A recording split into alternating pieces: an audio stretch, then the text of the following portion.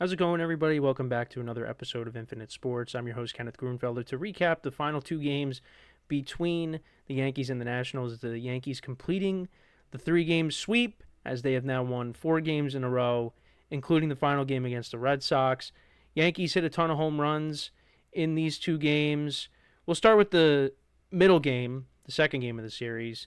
You had Luis Gil on the mound, and something that was definitely concerning was the fact that Luis Gil's velocity was down, and the trainers and Aaron Boone came out to check on him at one point during the game, but he kind of shooed him away, and he was able to get through, the remaining innings of his start, which was good.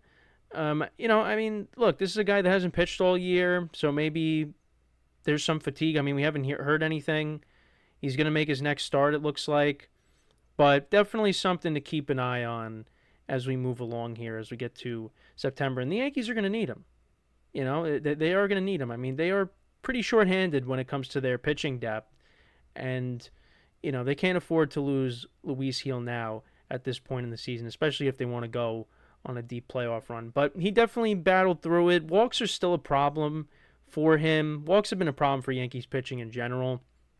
But he was able to give the Yankees a start that, they needed. He was able to get through 5 innings. You got to see Fernando Cruz for the first time back off the IL yesterday. Got himself into some trouble, a couple of hits, but he did have 2 strikeouts. They took him out of the game to bring in Tim Hill, and he finished up the 6th inning there. He pitched an inning and a thirds. Camilo Duval pitched a clean 8th inning, had a couple of strikeouts, and then David Bednar came in the 9th inning and got it done with a couple of strikeouts himself. The Yankees' offense, it was just Giancarlo Stanton.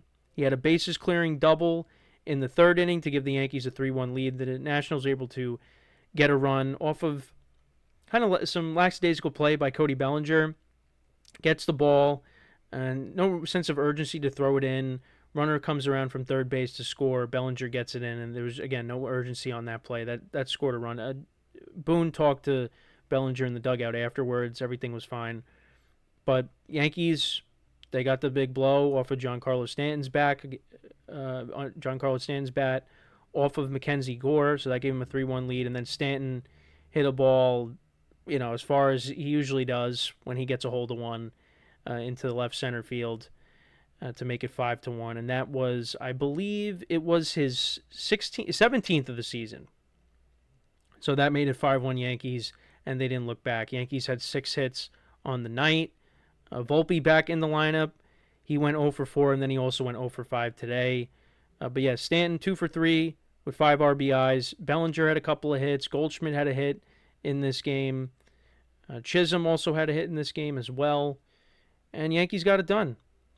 So they won 5-1 there.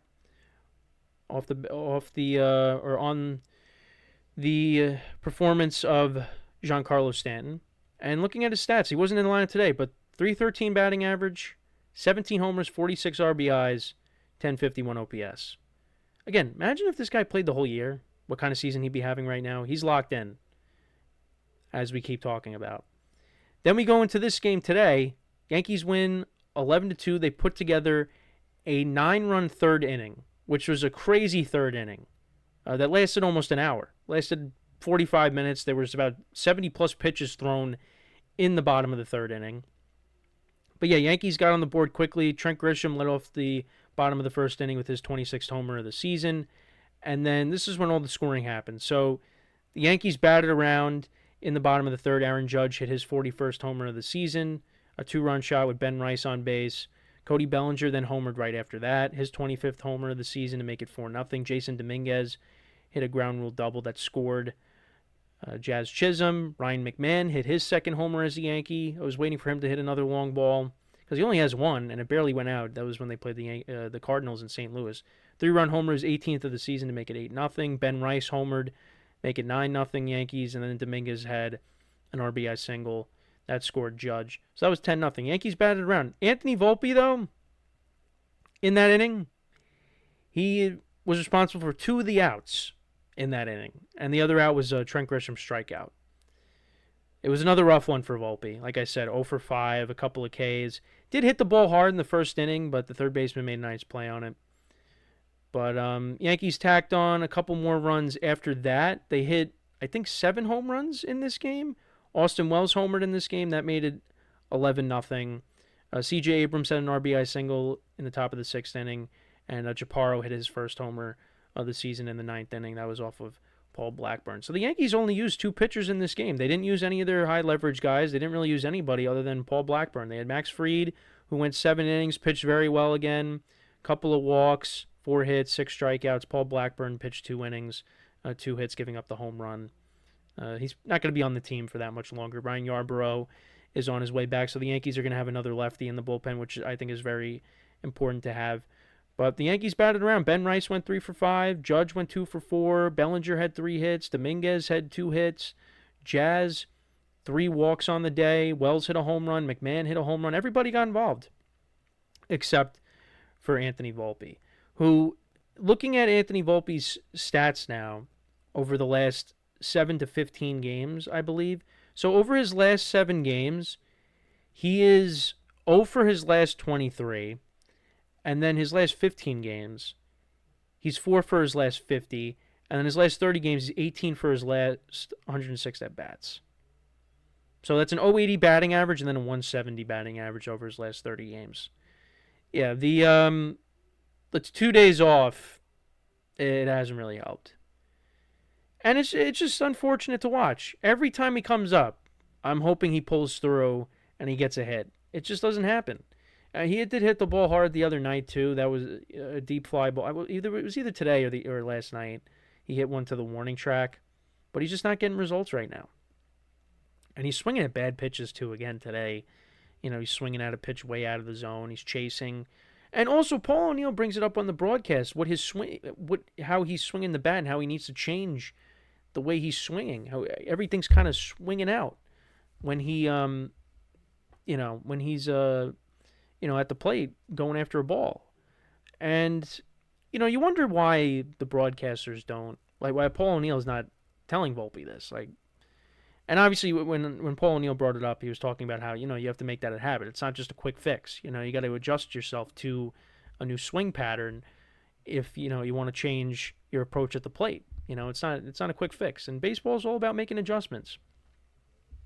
But right now, Volpe's just not getting results. And, they're going to keep trotting him out there. And you would have thought that, in this series against the Nationals, he would do something. But he really didn't. Didn't do anything. So now you got the White Sox coming up. But they're going to keep trotting him out there.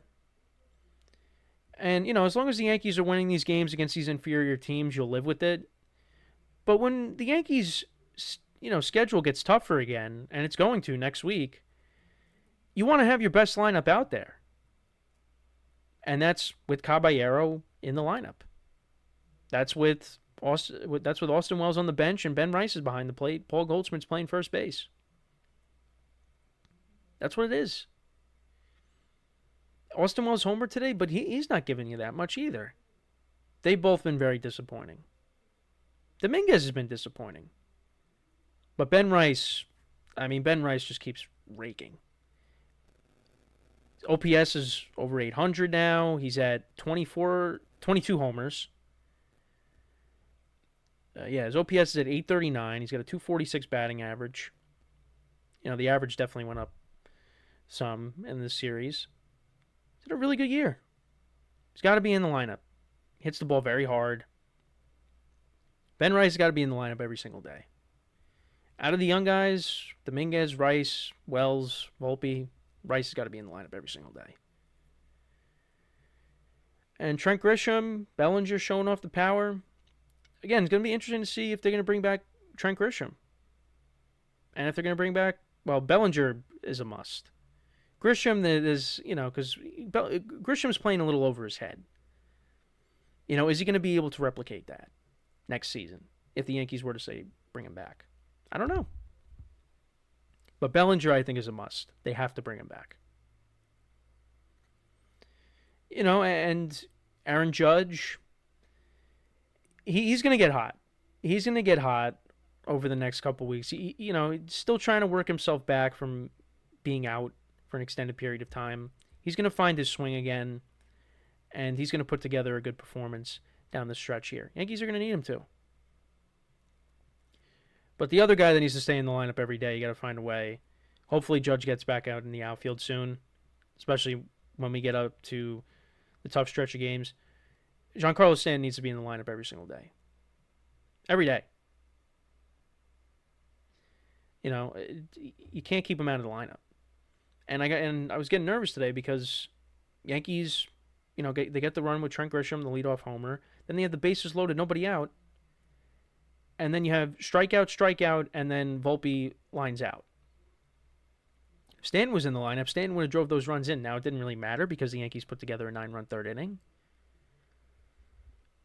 But Stanton needs to be in the lineup every single day. Every single day. But it was watching Stanton last night.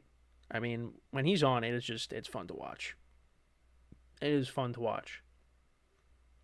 And it reminds me of what he was doing back in 2021 down the stretch. When it was him and Aaron Judge. They were carrying the team to the playoffs.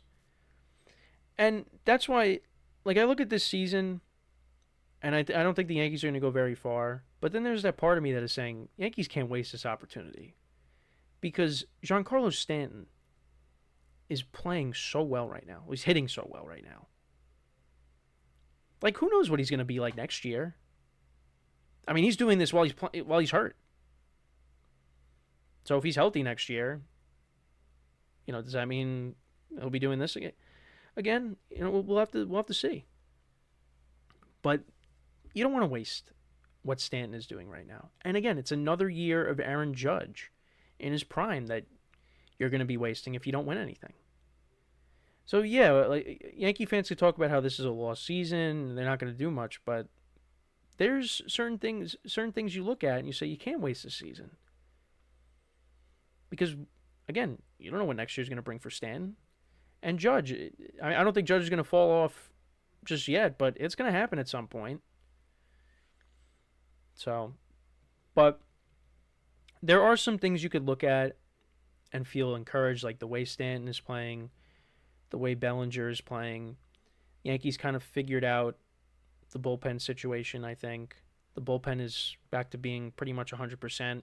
You got Fernando Cruz back, Luke Weaver, David Bednar. That's your back end of the bull. And, of course, Tim Hill. I got to throw Tim Hill in there because Tim Hill gets big outs. Bullpen stabilized. The rotation, Cam Schlittler looked really good. Max Fried, his last couple of starts against the Red Sox, now against the Nationals, he looks more like Max Fried. Rodon has had put together some good performances. Will Warren has been inconsistent, but you know what? He's been better than we expected, better than advertised. And then also Luis Gil, you know, being back. You hope that he could figure it out, and hopefully, the velocity being down was just this final start. So there's things to I think Max Fried looking good these last two games. That's really encouraging. So if they can get that Max Fried in the playoffs, then they got a shot. But we got to see what this team is. We're going to really see what this team is made of. I know I said that during the Red Sox series, but we're really going to see it because you're going to have playoff teams that they're going to have to go up against back to back to back. So that's gonna tell us something. So that's gonna put the rotation to the test, the bullpen and the lineup. But we've seen how the Yankees do against good pitching. Like today, yeah, they beat up on bad pitching. Guy has to throw 70 pitches in one inning. Jack Curry tweeted something. I took a screenshot of it on Twitter. He said, so the Yankees saw 77 pitches from the Nationals, from multiple Nationals pitchers in the 9-run third inning. Atlanta's Greg Maddux tossed a 78-pitch complete game over the Cubs in 1997. That's amazing. And again, that inning took over like almost an hour. It was like 45 minutes. There were the catcher got hurt on the Nationals. It took forever. I thought it was going to reach the hour mark, but it did not. But, again, the Yankees, they beat up on bad pitching. That's why you just can't get too excited over it. Because you know that, like, look, they're going to play the White Sox this weekend, another bad team. They could hit all these home runs. You're getting all excited. But then when they take on the Astros next week and they're starting pitchers, then reality's going to set in. And they're not going to get the big hits. Many people are not going to believe they're going to get the big hits. The defense is going to kick the ball all over the place. That's what's going to happen. They got to prove that they can hang with these teams. And next week is an opportunity to do that. But yeah, it's fun. I said it, when they were beating up on the Cardinals and the Rays. It's fun when you see your team win and you're hitting all these home runs. Your starting pitchers are giving you length. It's great. But in the back of your mind, you can't help but think, well, when they go up against a really good team, it's not going to be the same. The results are not going to be the same. They're going to look like the Nationals. They're going to look like the Cardinals. They're going to look like the Rays. That's just how it's been. But I can't stress this enough, everybody. Next week is their final opportunity before the playoffs to prove to the fan base that they can hang with these playoff teams. It's a chance. And there's things that you could point to, like I said, and say, look, that's a good sign. That's a good sign. As we get closer to the postseason, as the weather starts to change, the calendar changes, there's things to look forward to. And if not, hey, there's football season. Which we will have a Giants video coming out tomorrow, and Infinite Sports will be whole tomorrow. We're going to have Ben on tomorrow. I know I've been saying that. But we're going to talk Giants, talk about the preseason and how optimistic we are going into the season. Optimism and Giants in the same sentence? Really? That's a thing? Yeah, that's a thing. Doesn't mean the Giants are going to have a great year, but there's things, again, like the Yankees, with some things I'm encouraged by, there's things that I see from the Giants that I'm encouraged by. And you'll find out more tomorrow, even though you kind of already know because of the past Giant videos that I've done. But with Ben, we're gonna go over it tomorrow. We'll talk about the schedule too. What could we realistically see out of this season? We'll talk about it. So, yeah, back to the Yankees though. I think that's pretty much it. They did what they were supposed to do. They've won 4 in a row. They are, within 4 games of the division, which I don't think they're going to catch the Blue Jays. But it's still in striking distance. They're hanging in with the Red Sox for the top wild card. It's very important that they try to get the top wild card just for home field advantage. Now, it is very important. Red Sox aren't going to care. Red Sox will meet the Yankees anywhere. Yankee Stadium, Fenway, the Polo Ground. It doesn't matter. Red Sox will play them wherever they have to. But for Yankee fans, you want that series at Yankee Stadium because you have a much better chance of winning as opposed to being in Fenway. Because it hasn't really fared well at Fenway. It hasn't fared well at Yankee Stadium. The last time they met in the playoff series, remember 16-1? It was almost like that the other night. 12-1. I thought it was going to be 16-1. They needed Brock Holt out there to hit for the cycle. So, look, there's still time, but they're doing what they're supposed to do. Just keep doing that. Keep doing that. Because, the Blue Jays, they take on the Brewers this weekend, so that's going to be a very interesting series. And then the Red Sox are playing the Orioles again tonight. Right now it's tied as we're recording this. Oh, it's 3-3 Blue Jays and the Twins as we're recording this too. It was 1-1 last time I checked. Red Sox will be playing the Pirates. I think they'll be seeing Skeens this weekend. So, again, this is another opportunity for the Yankees to continue to make up ground against these bad teams. So, but the thing is, though, like if they were to rattle off 4 straight against the White Sox and now all of a sudden you've won 8 straight, now you're going up against these better teams. I'm not expecting you to, continue the winning streak once you get to those better teams next week. I mean, it's gonna end. It'll end at some point, but you expect it to, because when the Yankees and the Red Sox were playing each other, this past weekend, Red Sox had lost three in a row. Yankees had won what, five straight, and then it was the opposite. Red Sox won three in a row. Yankees lost three in a row to them. We'll see. We'll see what happens. But let me know what you guys think, though, about the series against the Nationals.